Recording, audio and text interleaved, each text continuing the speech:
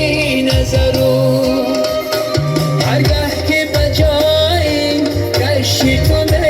نگرو ای آتشه جان روی تو تشی نظرو هرگه که بجایی گشتی تو نگرو با تو داشتم جهان لیکن امروز با تو داشتم جهان لیکن امروز یک پرچه به آتشکی مشتی پرو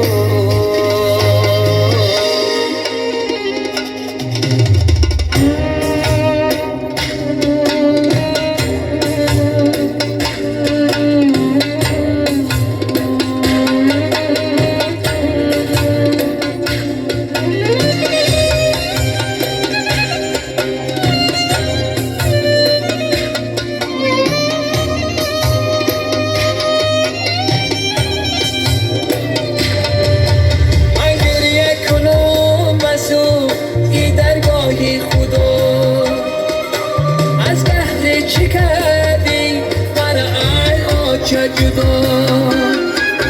من گریه کنم بسوی درگاه خدا از بحر چه کردی برای آتش جدا افغانه خالن نگیرن جایم افغانه خالن نگیرن جایم در نام تو آتش کنم جان مفیدا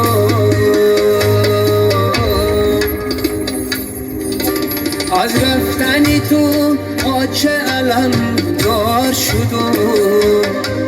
کجای آتش خودم غمی بی آتشگی بیمار شدم کجای آتش خودم غمی بی آتشگی بیمار شدم کجای آتش من بچه‌کی بناز پرورده تو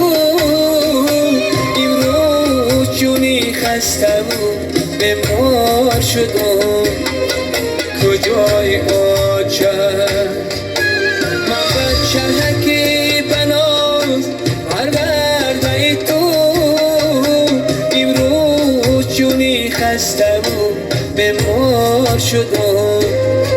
کجای آتش کجای